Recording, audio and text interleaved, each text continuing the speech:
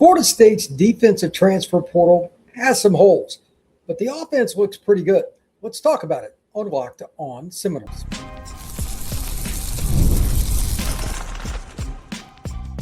You are Locked On Seminoles, your daily podcast on the Florida State Seminoles. Part of the Locked On Podcast Network, your team every day.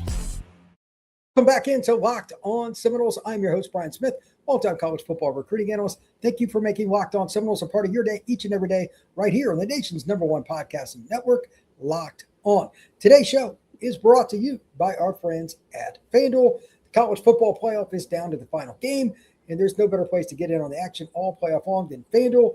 Get your college football playoff profit boost every single game day. We're going to be talking about what's going on, if you want to be surprised by this, with Florida State's administration. If this portal class does not come to fruition the way that it needs to at the end, we're a long way from it. I know that.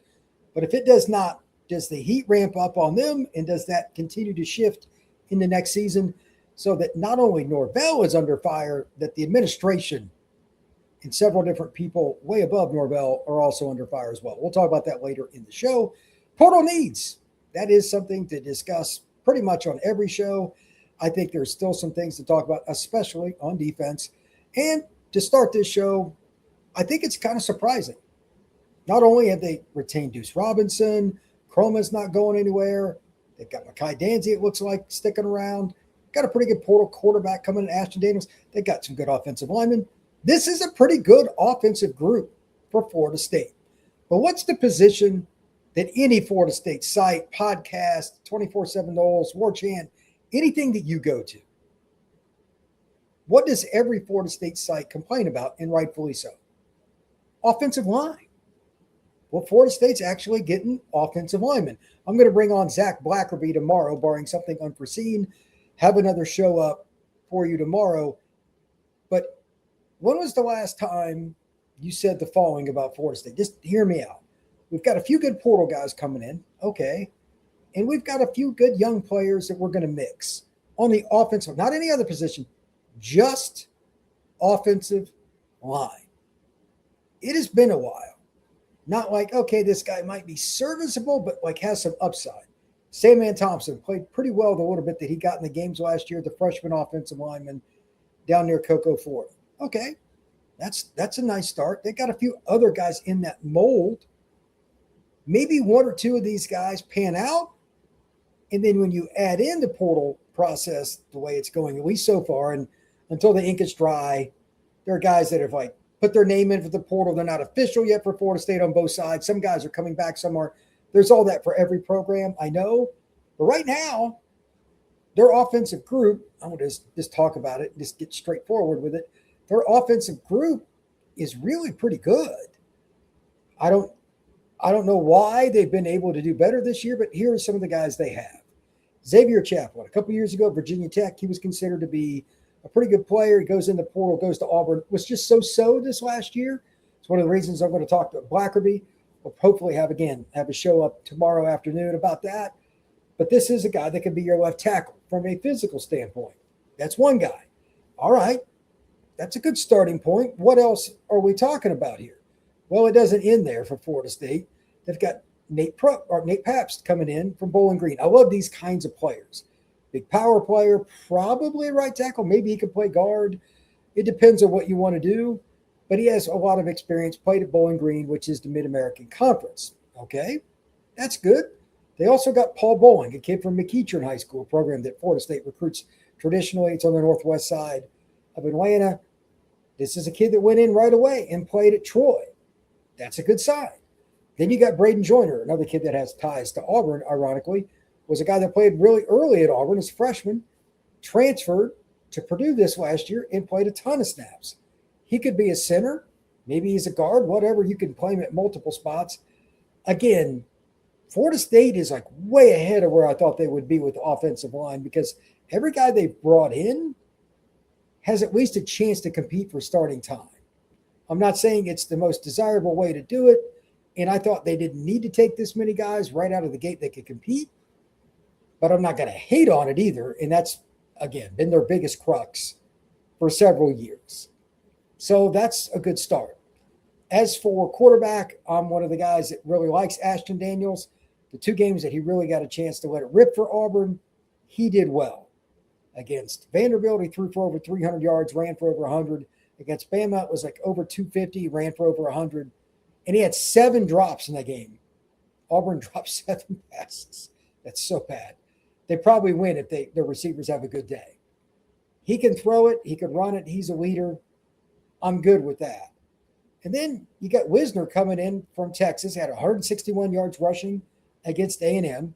You have a guy that also played well against Ohio State as well. Wide receiver room, you've done a good job with retention. It sounds like Boggs is coming back again. Once I hear they're going into the portal until they show up for spring ball, I'm almost to the point I don't believe it. Florida State's had a couple guys come back, but we need to see it. Landon Thomas is supposed to be coming back. This is a pretty good group on offense. So it's just so weird to me. Like, they're losing Lawayne McCoy, I think, to Louisville. That's unfortunate, but if you have Boggs, it's kind of like 1-for-1. Slightly different players, but not different spots. This is going to be a pretty good offense next year. A lot of people, myself included, are not feeling real warm and fuzzy about the front 7 on defense, but at least Florida State started good on offense. So to that end, I think the next point for them is very simple. This is a question I've asked before. I'll ask folks in the chat. And if you're listening to this later, just ponder this. Do they have the money and the wherewithal to go get the players they need defensively in the front 7? Because that's expensive. Pass rushers, defensive tackles, and like big defensive ends, going to run some 3-man front. They're not cheap. And if everybody follows through, there's been some conversation about like who I said earlier on the show on Sunday, like, hey, Brian, this guy's not in the portal yet. By all accounts, the guys I talked about on the Sunday show are going to be in the portal. I'm just going to leave it at that. You get 2 days after you submit paperwork, the school has to officially put your name in, whatever. We'll see how that goes. But Amaree Williams, the Desir twins, the big fella in the middle, like, in addition to losing Darrell Jackson, Jaden Jenkins, Williams, like, they've lost just about everybody from their defensive line last year. Daniel Lyons is, to my knowledge, coming back, but like, they just really don't have much. If they really do lose Kevin Wynn, that's the big guy.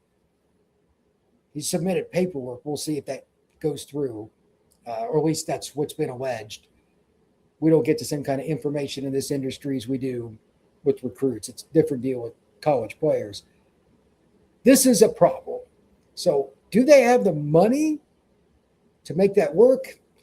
We're going to talk about that next here on Locked On Seminoles, because if they don't fix the D-line, all the offensive stuff I just talked about, and it's good, won't be enough, and you're not going to win games next year. That is next on Locked On Seminoles. Today's show is brought to you by FanDuel.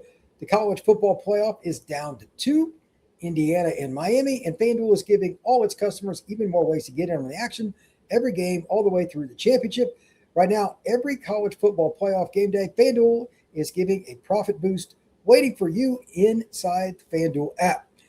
This is how it works. Basically, you can, like, Indiana's a 7.5-point favorite, whether you bet them to win, whether you think Miami is going to win in an upset, you want to bet quarters, you want to bet on players, whatever it is, you get a chance at a profit boost within the app for even bigger savings. Just visit FanDuel, the best place to get in on the action all playoff long. Visit FanDuel.com to get your playoff college football profit boost every single game day.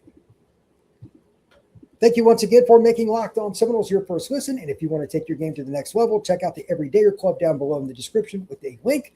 If you want your audio with no ads, $5 a month or $50 for a year. There's a Discord and more to discuss. Just check it out in the description below. So again, are they going to be able to go out and get the defensive players? There's a lot of discussion about how much money they do or don't have. That's probably very sensitive, because when you ask a booster to, hey, chip in, he may want to have a say on who you're getting. Like Florida, I know literally, like, so some of the big name guys the last few years for Napier, they ask, like, okay, who's it for? Is that going on with Florida State? I don't know, but they're bringing in offensive players. Like, they've got 4 linemen already, and linemen are expensive in the portal. Even if they're just like MAC players or whatever, there's no cheap player in the portal. that's an offensive lineman. They have any validity in terms of their snaps and how well they perform. I mean, it's like bare minimum. They got 4 guys. What about defense now? Finding defensive linemen in the portal right now is about like finding a lump of gold laying in the middle of your driveway. And Florida State, by all accounts, again, whether through graduation, transferring out, it's just been a really bad deal with defensive line. And we all know how important that is. So that's the biggest need. Linebacker is goofy. I don't know what's going to happen, but I can tell you this. They need more players than they have because Omar Graham Jr. is in the portal and Cryer's in the portal. Again, this could change in 10 seconds as I do this podcast live. But at the same time, let's see what happens. If Florida State can just get serviceable at linebacker next year, like just be able to cover a little bit in coverage. Like last year, they were so bad, especially that Pitt game. That was just disgusting. They can win a few games just off that, just being more consistent in coverage. They need numbers, though. They need numbers. Corner, I think they're going to be a little better than what I originally thought. I have some comments in like the show I did Sunday. Check it out. Talked a little bit about some of the corner. That's okay. And we'll get into more defense here this next week after I get moved and everything. But in the portal kind of closes up. The corner's a little better than I thought. Safety, linebacker, D-line. That's probably my biggest concern. Depth at all those spots. And D-line, it's like, who's starting? So there are a lot of things to be concerned about there. With that, I'm going to check out the chat, see what we got going on here. Hello, and thank you to everybody, by the way, for showing up. Truly appreciate it.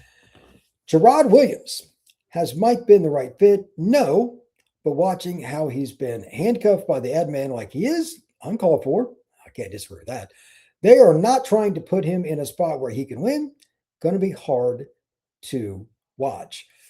That kind of goes back to the thing I just said, Gerard. This is a really tough spot. How much money do they really have? Because we don't know the exact total. And I mean exact what they need to spend. If it's not a high total, you dance around that with the media. But whether it's War Chant, the Tallahassee Democrat, or anything else, have you heard anybody say Florida State's loaded? No. And neither have I. Elite defensive players, especially edge rushers, corners, defensive tackles, they are pricey just like they are out of the high school ranks. So I'm concerned about it. I know Mike's not the greatest fit. I don't think he's a very good high school recruiter. But if he doesn't have players, it's not going to matter. So like I mentioned in the opening, and I assume this is why you put this up here, Florida State's administration, are they about to be on the same hot seat that Mike is? I mean, it's warm for them. It's not, I don't think it's as hot as Mike's. But if they don't get the portal needs taken care of and they actually regress on defense, does their level of heat go way up? I think it's possible. I really do. Mike Merrick, what's up, Brian? Go Noel Nation. Go Noles. Hey, Mike, glad you're here. Take care, my friend. Communists suck. Mike turning Florida State into a G5 school day by day. That's hilarious. Chris Newton, 1564. Do you think Tony White's scheme is hurting defensive recruits' retention? Is it too complicated? Great question. I have 2 points. I know about one player that literally passed on Florida State that they went after. Not going to get into specifics because he didn't like the scheme. It's more complex, maybe, that, like you said, that's possible. But he didn't want to play in something that wasn't as traditional. I'll leave it at that. But it's each person. Some guys want to be in that because a lot of NFL teams run multiple fronts, run 3-man fronts. So it's each player looks at it and makes their own decision. I'm not sure, but my guess is that would be a bigger problem on the back end, more on the front, because so many teams run 3-man line in the NFL. But this defense, there are some other people that run it where 3 safeties are moving all over the place, but it's not necessarily common. And it's certainly not as easy to pick up as running a lot of cover 1 and like cover 2-man under, stuff like that. Like there's going to be more complexity with linebacker than probably any position on defense every year because linebackers don't cover that well. So you try to mask it, but no matter what defense you're in there. But the secondary for Florida State's a little more complex. Maybe that's part of the reason. they're not going to necessarily get the guys they want. I don't know, but they're also changing coaches. There are a lot of things going on there. So moving parts, you can guess, but I'm going to pass judgment on defensive back in particular at the end because Surtain's gone. You're switching it out. We'll see. But if they don't get enough talent brought in, it's not going to matter who your coach is. All right. LT Momo, Lieutenant Momo, I guess. Well, explain to me why we brought in a linebacker that is hurt and most likely won't play in 26. Look, I'm not going to sit here and say I understand the whole situation. Like they just got a commitment. Yesterday I saw this kid that got banged up and he was given a chance by Florida State. He probably won't be ready to play until sometime in the fall. Going to be rehabbing. I think it's an ACL if I remember right. But whatever the case, they must have liked the film. I don't mind taking a flyer on a guy, especially if you don't think he's got to play this next year. But to your point, linebacker / edge this offseason, like if you just look at the numbers for Florida State, just basic math, they're way thin at defensive end, and they're way thin, specifically when I say DN, like the stand-up Lawrence Taylor kind of pass rush visit. They just don't have anybody. Amaree Williams, James Williams leaving. They didn't really have anybody besides Amaree that's truly a stand-up edge guy. They really didn't. They moved linebackers there just to fill out the spots. I don't see how it's going to work. I really don't. But I don't know. Maybe that's a depth piece. Maybe they think he'll play by the middle of the year. Your guess is as good as mine. I thought that was an odd move, but it would be a great story if it worked out. I don't know. We'll see how that goes. The Jokester Dad, 2707. Did Baker not return? I think he did. I got him mixed up on the pod earlier today with another player. My apologies, but I'm still not convinced that he's back, as I said, for two reasons. Number one, portal's still open. I'm surprised Ashton, Barker. Is Barker coming back? Is he going to turn pro? Somebody posted in the chat. Usually it's about the 15th of January every year that you have to decide for the draft. Ashton Barker, length, speed, height, he fits what the NFL wants. Would he get drafted? Yes. Like somebody's going to take it. He's fast. Is he perfect? No. But somebody that it doesn't need him to start right away, I could see him going in like the 4th round and end up being a starter by the end of his rookie year in the right scheme. Barker, I'm putting an asterisk by, and it's nothing to do with portal.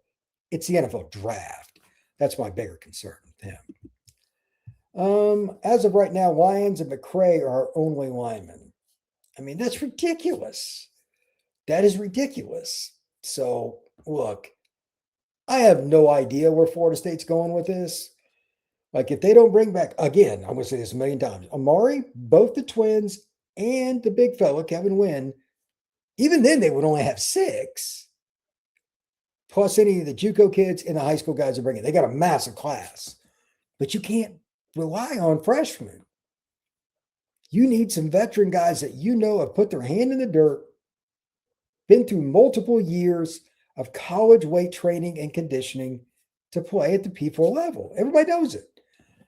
This is going to be a really interesting time the next couple of weeks, just D-line wise. Chip be nose-blooded. The biggest problem is the agents. They make sure more money by the kids transfer. And there's some truth in that. I'll just give this story too. I know one player, I'm not going to give away, but he turned down way more money than Florida State was offering to go to a different school because he liked the coaching staff and the fit at the other school more. The agent didn't really fight him on it, I don't think, because he liked the program he went to, but it would have made him more money if he went to Florida State. So it can be both directions. I know some other circumstances where Florida State got outbid. It is just wild. It's hard to figure out what Florida State's doing, but I mean, it's not that they're dead broke in every situation. It just seems to be very unusual, like where they put their money in the offers. I'm not sure how to figure it out, honestly. We got Kennedy, a 3-year edge that has barely any starts. Well, I mean, like before I get done with this pod, they might land somebody. But just looking at Florida State's group right now, just by position, like the Kennedy kid you're talking about, he's very talented, but he played at A&M. Ryland Kennedy was behind a ton of guys. He was highly recruited. He had some plays, but he played like 100 and some snaps last year. He's got multiple years that he's been in the SEC. Could he be a kid that takes off next year because he gets rep? Probably. Wouldn't be surprised right now if he was your starter. I forget the kid's name. They got a JUCO coming in that's a pretty good player too. They signed back in December, but they don't have enough depth on the defensive line. So again, we don't know about Kennedy, but he was highly touted. Played at A&M. They are definitely deep on the defensive line. Maybe. At least he's got the physical traits to be that stand-up edge if you're going to be in a three-man front, and he could play down if you really needed him to. So that's not a bad thing. One last thing here on the whole situation with D-line. Just as a reminder, for those of you who don't know, the portal is January 2nd through the 16th. That doesn't mean you have to finish. That's just for guys to get in the transfer portal. So after it's over, Florida State can still pursue D linemen that haven't been signed. So there's a little bit of time with that. Let's see here. Omar said he's coming back. I did not see that. I've been in the process of moving, for those of you that don't know, so I might have missed something. If Omar is coming back, that would be great. He's not unbelievable by any means, but at least he knows the scheme now, at the very least. So hopefully they can get a couple more guys that have some experience. Maybe they get one or two more guys. They got Waverly and a few others coming up the ropes. I assume Blake Nicholson will be back for his senior year. They've got to get somebody, though, that I look at that guy and go, you know what? PFF has it the way that it needs to be, and my eye does as well. Somebody that can cover at linebacker. On 3rd and 6, they put him in the game in the dime defense, and he can cover. Where's that guy at? Because Florida State did not have it in 2025, especially in that Pittsburgh game. Holy moly, a running back with 150 yards receiving. Really? That's just absolutely insane. Corner 17, let's be honest, no player of significant impact wants to come to a team that has won 7 games in 2 years. None of the guys they brought in are impact guys. I might argue in one point. It depends on what they're going to do exactly. With the defensive back change, we could argue about this, but I really like the kid from South Alabama. Is it Nehemiah Chandler? Length, height, he's 6'2". I'll take a kid like that. If you're going to take a flyer on a G6 kid, give me a guy like that. And he played a lot for him. Maybe he's a guy, but it's not a lock. That's close. But defensively, there's no defensive lineman or linebacker. You're going, yeah, that's definitely one, and kind of expected it there by now. Gotten a few DBs that are good, but no locks. Offensively, the offensive linemen are pretty good. The one that, again, we'll see which one it ends up being, but offensive line in the portal, I better be careful before I put myself in a bad spot, but it is so random who ends up being good. For whatever it's worth, everybody thought Xavier Chaplin was going to be all world at Auburn. He was pretty average last year. Is he ready to make amends? Was he hurt? I don't know, but he's got all the size in the world. So we'll see. Maybe it's somebody, maybe it's one of the other linemen. But you're right. As far as especially the defense, there is no one stud. There's really not. The youngster dad, lots of young guys going to be playing. And I'm okay with that part. Florida State's got to start playing younger players or it's just not going to work. Prince Bowie, 9950, might as well give all NL to softball. Oh, wow. That's rough. The softball? Man, that is tough, man. I believe Barker already said he's coming back. That is true, but is he going to the draft now? I'm still worried about that. I could see somebody taking a flyer on him. He's got all the talent in the world. Fire pot roast, William McMillan. I don't know. He has it's so weird, isn't it? I did not see this coming at all. I don't know. Prince Bowie, Norvell in the portal has made me really dislike my favorite sport. That's a good spot right there to to take a quick break. Then I'll come back to finish up the show. We've got so many things that are going on. It's just wild. Florida State is in a very odd spot. We'll have more Locked On Seminoles after this. Today's show is brought to you by our friends over at Wayfair. The new year is here, and it's the perfect time to reset your routine, refresh your space. If you're spending more time at home, you might as well love how it looks and how it feels. That's why you should turn to Wayfair. It's a one-stop shop for everything to get your home back in the right spot, from bedding and mattresses to storage solutions in every room. Wayfair makes it easy to start the year fresh. Wayfair has everything you need for a full home refresh, all in one place. Whether updating your living room, organizing the entire place, or upgrading your work from home, whatever it may be, Wayfair's huge selection makes it easy to find exactly what works for you and your personal style. I got a desk from Wayfair not that long ago, and that works great for me. That's something that I needed. But if you need pillows, if you need dishes, if you need pictures for the wall, whatever it is, they can help you out. Get organized, refresh, and back on track for less. Head to wayfair.com right now and shop all things home. That's wayfair.com, Wayfair, every style and every home.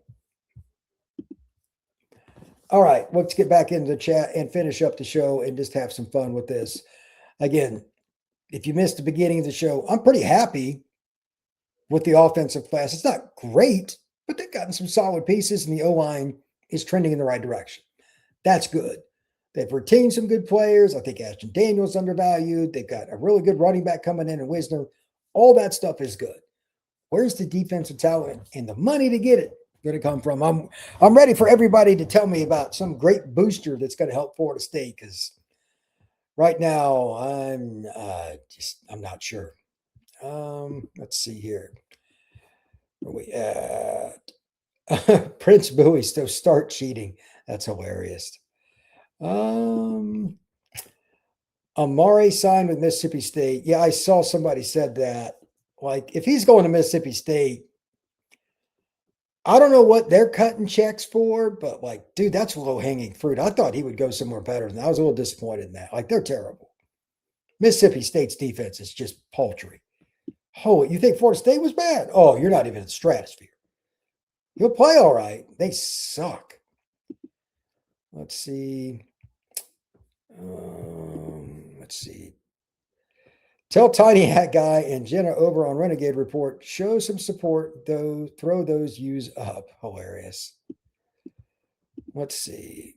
Indiana 54, Miami 27 from William McMillan. Indiana's pretty good, and I'm picking them to beat Miami. I don't know if they'll beat them by 27, but like, here's a stat for you. In the 2 games IU's played in the playoff, Fernando Mendoza has thrown 5 incompletions and completed 8 touchdowns. What? That is just absolutely bananas. Any word on where the Desir twins are headed? I have not heard. As I've noted many times, it's not like recruiting. The portal news is totally different. I talk to agents. I talk to guys in the NIL space. I talk to trainers, etc. But like for recruiting, I go to an Under Armour event or a high school game or a high school practice. I don't have access to any of that. I can't walk up to them. I literally do that with high school players. It's just not the same. So it is the Wild West.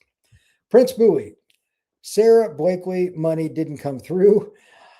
Apparently not, based on the defensive haul. Like, I don't know what to tell you, but that's wild. The jokester dad. If I win the lottery, first thing I'm going to do is put a loaf of cash into NIL for Florida State. Good for you. Lord only knows Florida State's front 7 could use it. Richard Brookins. What's up, Richard? I find it glaring that Mike is losing a lot of kids he recruited. Kids who wanted to play for Florida State are gone. That's what I talked about. Like, again, Kevin Wynn submitted paperwork and all that. Desir twins paperwork. We'll see how much that officially happens. But like the Desir twins waited to the end, and Florida State finally gave them a verifiable offer. They took it.